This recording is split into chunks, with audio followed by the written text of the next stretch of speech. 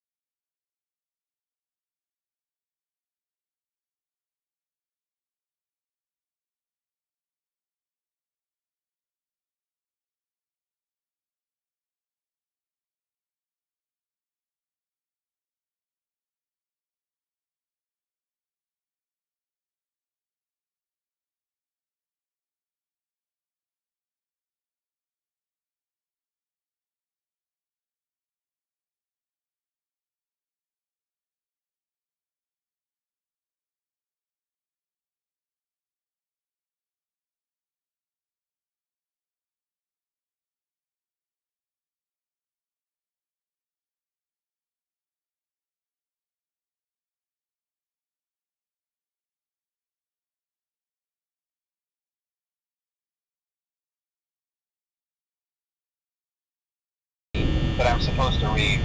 It's kind of a legal thing, you know. Welcome to Freddy Fazbear's Pizza, a magical place for kids and grown-ups alike, where fantasy and fun come to life. Fazbear Entertainment is not responsible for damage to property or person upon discovery.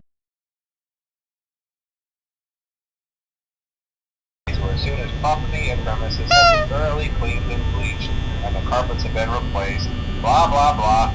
Now that might sound bad, I know, but there's really nothing to worry about.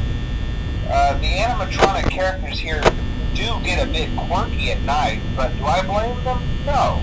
If I were forced to sing those same stupid songs for 20 years and I never got a bath, I'd probably be a bit irritable at night too. So remember, these characters hold a special place in the hearts of children, and we need to show them a little respect, right? Okay.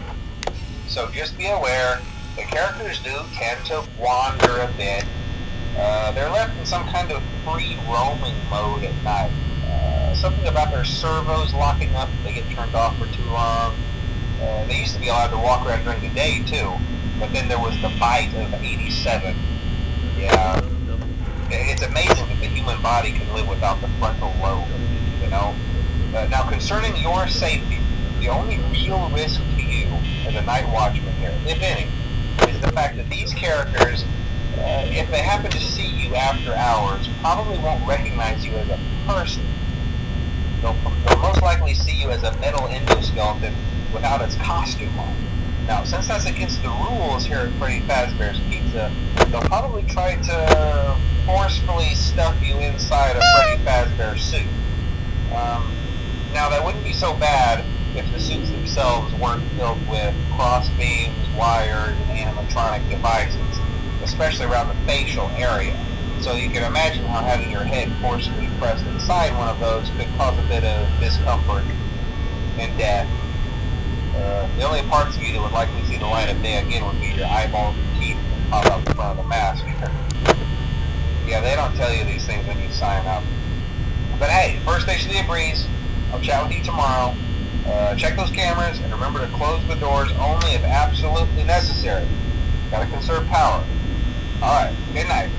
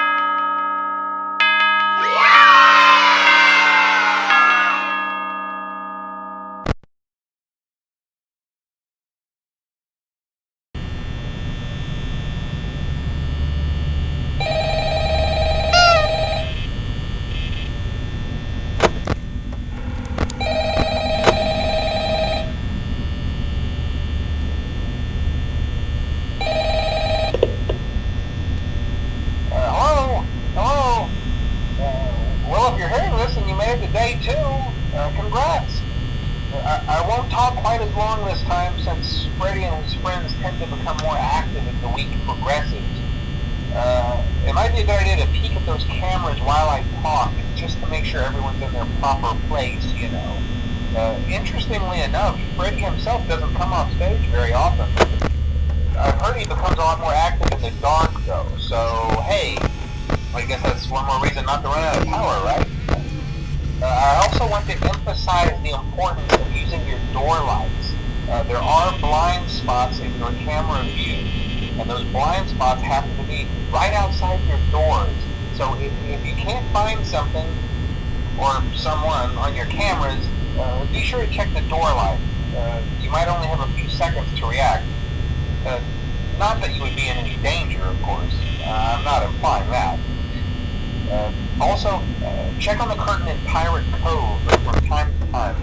The character in there seems unique in that he becomes more active if the cameras remain off for long periods of time. I guess he doesn't like being watched. I don't know. Anyway, I'm sure you have everything under control. Talk to you soon.